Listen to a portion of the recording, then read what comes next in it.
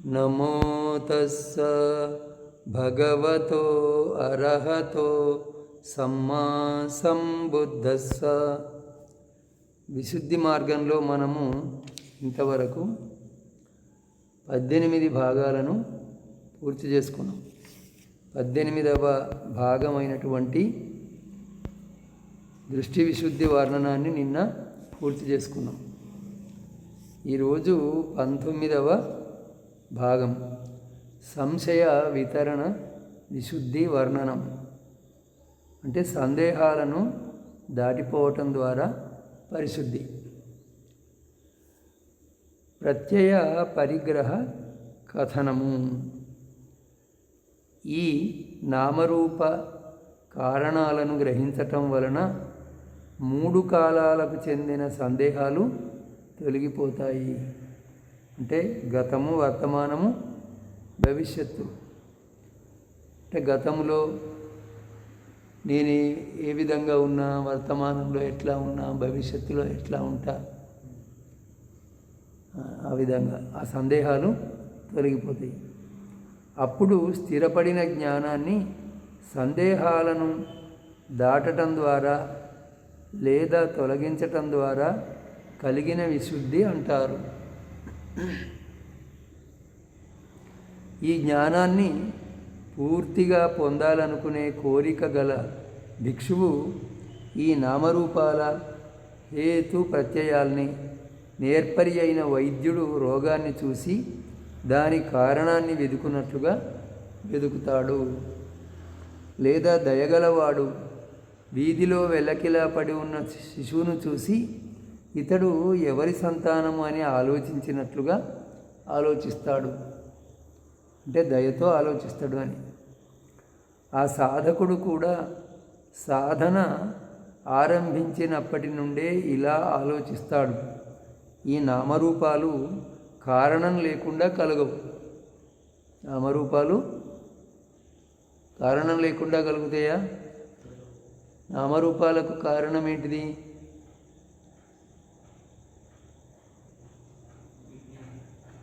విజ్ఞానం. ఎందుకంటే ఒకవేళ వీటికి కారణం లేకపోతే ఇవి ఎప్పుడూ అంతటా ఒకే విధంగా ఉండేవి. ఇవి ఈశ్వరుడు మొదలైన కారణం వలన కలిగినవి కూడా కావు. ఎందుకనగా ఈశ్వరాదులు కూడా నామరూపాలకు ఆవలలేరు. ఆ ఈశ్వరుడు ఆకారం కలిగిన వాడు అంటే రూపమవుతుంది, ఆకారం లేనివాడు అంటే అరూపమవుతుంది, అంటే నామమవుతుంది. ఆ ఈశ్వరుడు కూడా ఈ నామరూపాలకు ఆవల లేడు. అట్లే ఎవరైనా దార్శనికుడు నామరూపాలనే ఈశ్వరుడు అంటే వారి ఆ ఈశ్వరుడు కూడా కారణం లేకుండా లేడు. పోనీ ఈ నామరూపాలనే ఈశ్వరుడు అంటే ఆ ఈశ్వరుడికి కూడా కారణం ఉన్నది, నామరూపాలకు కారణం ఉన్నది కదా. అందువలన ఈ నామరూపాలకు కారణము ఉండాలి. అది ఏమై ఉండవచ్చును అని ఇలా సాధకుడు సాధన ప్రారంభించినప్పటి నుంచే ఆలోచన చేస్తాడు. ఆ సాధకుడు నామరూపాల హేతు ప్రత్యయాలను గురించి ఏకాంతంలో చింతన చేస్తూ ఈ రూపకాయ హేతు ప్రత్యయాలను గురించి ఇటువంటి అభిప్రాయానికి వస్తాడు. అంటే దాని కారణాన్ని గురించి, ఫలాన్ని గురించి ఇటువంటి అభిప్రాయానికి వస్తాడు.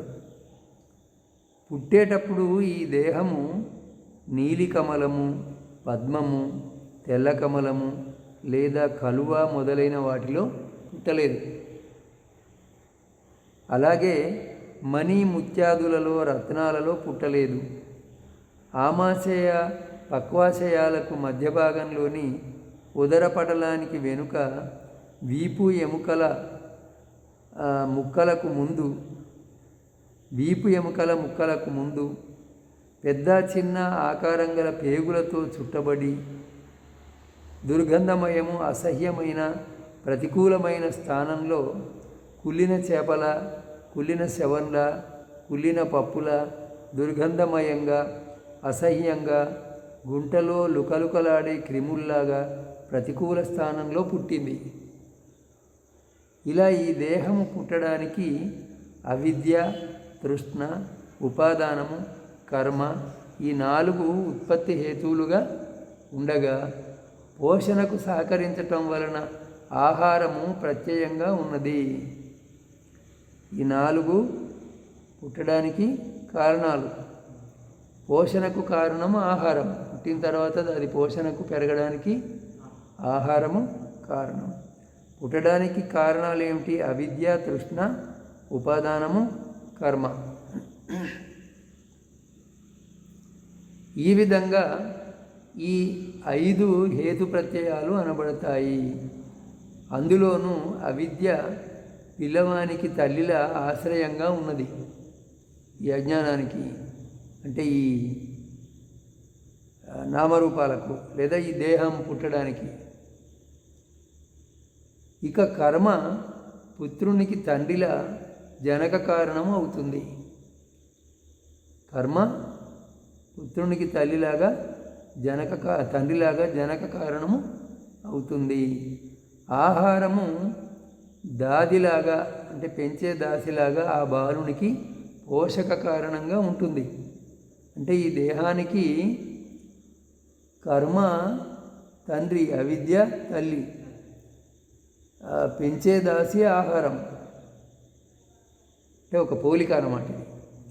ఈ విధంగా ఆ సాధకుడు రూపకాయానికి కారణాన్ని పట్టుకున్న తర్వాత కన్ను మరియు రూపము కారణంగా చక్షుర్విజ్ఞానము పుడుతుంది అనే ఈ పాలీవచనం ప్రకారము నామకాయ కారణాన్ని పట్టుకుంటాడు. ఈ విధంగా సాధకుడు రూపకాయానికి కారణాన్ని పట్టుకుంటాడు. శరీరము ఏర్పడడానికి కారణాన్ని తెలుసుకుంటాడు. తర్వాత కన్ను మరియు రూపం కారణంగా చక్షుర్విజ్ఞానము పుడుతుంది. రూపం ఉండాలా, కన్ను ఉండాలా. అప్పుడు మనస్సులో అంటే ఈ కన్ను రూపాన్ని చూసినప్పుడు ఆ మనసులో ముందు చెప్పుకున్నాం కదా, ఇది స్పర్శ అని. కన్ను, రూపము, మనస్సు ఈ 3 కలయిక వల్ల స్పర్శ ఏర్పడుతుంది. ఆ స్పర్శ వల్ల ఈ చక్షుర్విజ్ఞానం ఏర్పడుతుంది. అంటే కంటికి సంబంధించి చక్షుర్విజ్ఞానము, చెవికి సంబంధించి శ్రోత్ర విజ్ఞానము ఇట్లా ఏర్పడుతూ ఉంటాయి. ఈ విధంగా నామకాయ కారణాన్ని పట్టుకుంటాడు. ఈ నామము విజ్ఞానము అంటే మనస్సుయే కదా. మనస్సులో చక్షుర్విజ్ఞానం ఓ భాగం. అట్లా విజ్ఞానంలో ఈ అన్నీ కలిస్తేనే విజ్ఞానము అని. అందువల్ల నామకాయానికి కారణాన్ని ఈ విధంగా తెలుసుకుంటాడు. అతడు ఈ విధంగా కారణాన్ని బట్టి నామరూపాలు కలగటాన్ని చూసి అవి ఇప్పుడు కలిగినట్టుగానే గతంలో కూడా కలిగి ఉంటాయి. ఈ జన్మలో కలిగిన విధంగానే గత జన్మలో కూడా ఏమవుతాయి? కలిగి ఉంటాయి. ఇక రాబోయే జన్మల్లో కూడా ఇదే విధంగా కలుగుతాయి అని నిర్ణయానికి వస్తాడు. ఇలా నిశ్చయించిన సాధకునికి అతీతం పట్ల ఉండే 5 రకాల సంశయాలు, అవి గతంలో నేనుంటినా, గతంలో నేను లేకుంటినా, గతంలో ఏమై ఉంటిని, గతంలో ఎలా ఉంటిని, నేను గతంలో ఏమై ఎలా ఉంటిని అనేవి. అట్లే భవిష్యత్తు గురించి కూడా 5 రకాల సంశయాలు. భవిష్యత్తులో నేను ఉంటానా, భవిష్యత్తులో నేను ఉండనా. భవిష్యత్తులో అంటే చనిపోయిన తర్వాత. భవిష్యత్తులో నేను ఏమవుతాను, భవిష్యత్తులో ఎలా ఉంటాను, భవిష్యత్తులో నేనేమై ఎలా ఉంటాను అని ఇవి భవిష్యత్తుకు సంబంధించిన సంశయాలు. అలాగే వర్తమాన విషయంలో కూడా 6 సంశయాలు. నేనున్నానా, నేను లేనా, నేనేమై ఉన్నాను, నేను ఎలా ఉన్నాను, ఈ సత్తుడు అంటే ఈ ప్రాణి ఎక్కడి నుండి వచ్చాడు, ఇతడు ఇక్కడి నుండి ఎక్కడికి పోతాడు. ఇటువంటి అనుమానాలన్నీ తొలగిపోతాయి. దేనివల్ల? నామరూప కారణాలని తెలుసుకోవటం వల్ల. రూపం ఎట్లా కలుగుతున్నది, నామం ఎట్లా కలుగుతున్నది అని తెలుసుకోవటం వల్ల ఈ సంశయాలన్నీ తొలగిపోతాయి. మరో విధంగా నిశ్చయించేవారు సాధారణ అసాధారణ భేదంతో నామానికి 2 విధాల కారణాలను చూస్తారు. అట్లే రూపానికి కర్మ మొదలైన 4 కారణాలను చూస్తారు. నామానికి సాధారణం అసాధారణం అని 2 కారణాలు ఉంటాయి. కన్ను మొదలైన 6 ద్వారాలు ఏమిటి? కన్ను మొదలైన 6 ద్వారాలు మనసుతో కలిపి 6. కన్ను, చెవి, ముక్కు, నాలుక, చర్మము, మనస్సు.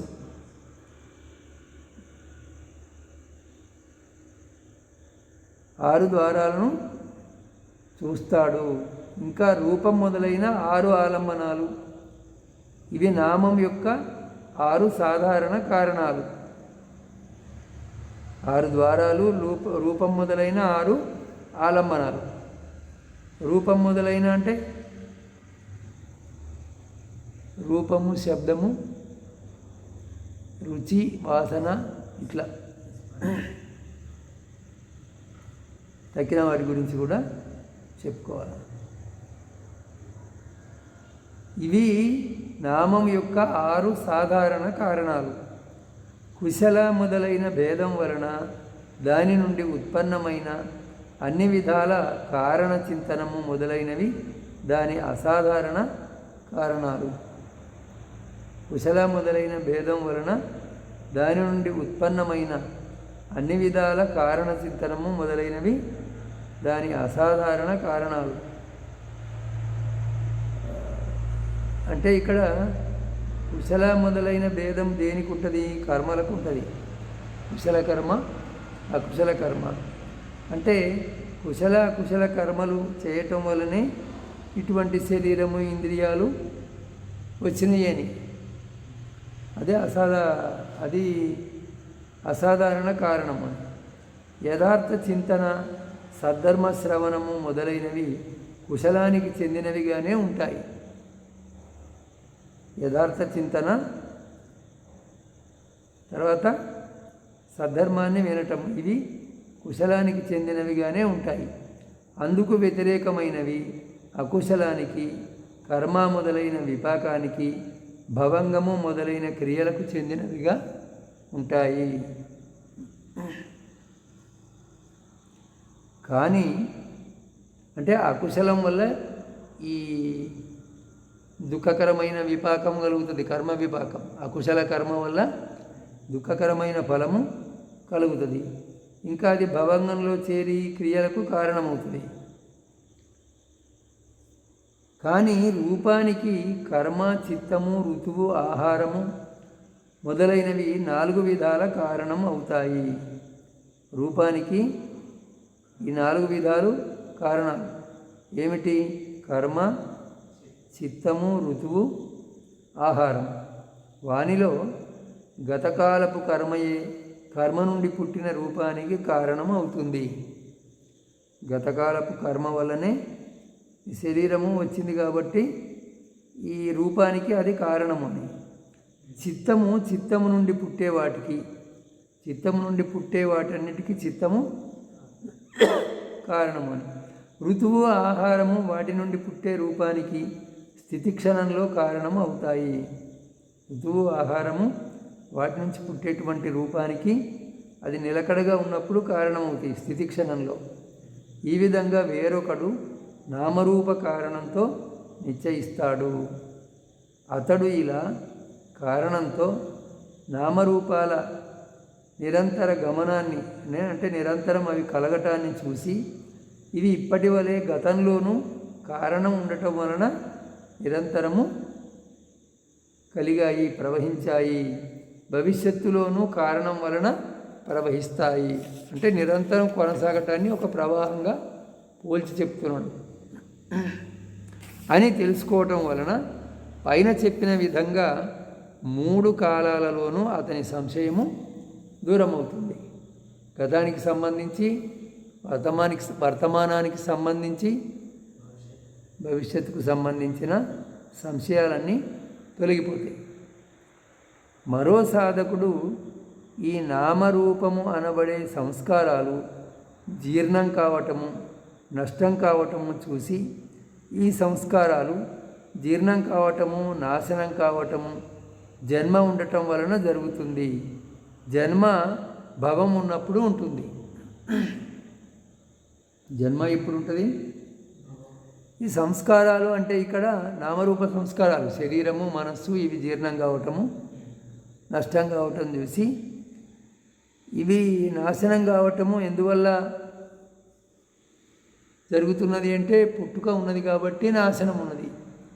పుట్టుక ఎందువల్ల ఉన్నది అంటే భవం ఉన్నప్పుడు పుట్టుక ఉన్నది, ఉపాదానం ఉన్నప్పుడు భవం ఉన్నది, తృష్ణ ఉన్నప్పుడు ఉపాదానము ఉన్నది, వేదన ఉన్నప్పుడు తృష్ణ ఉన్నది, స్పర్శ ఉన్నప్పుడు వేదన ఉన్నది, 6 ఆయతనాలు ఉన్నప్పుడు స్పర్శ ఉన్నది, విజ్ఞానం ఉన్నప్పుడు ఆయతనాలు ఉన్నాయి. విజ్ఞానము సంస్కారాలు ఉన్నప్పుడు ఉంటుంది, సంస్కారాలు ఉన్నప్పుడు విజ్ఞానం ఉంటుంది. సంస్కారాలు అవిద్య ఉన్నప్పుడు ఉంటాయి. సంస్కారాలు ఎప్పుడు ఉంటాయి? అవిద్య ఉన్నప్పుడు ఉంటాయి. అందువల్ల అవిద్య, పచ్చయ, సంకార. ఇప్పుడు మనం చెప్పుకున్నది ప్రతిలోమం. కింది నుంచి పైకి వచ్చినాం, పైనుంచి కిందికి పోతే అది అనులోమం.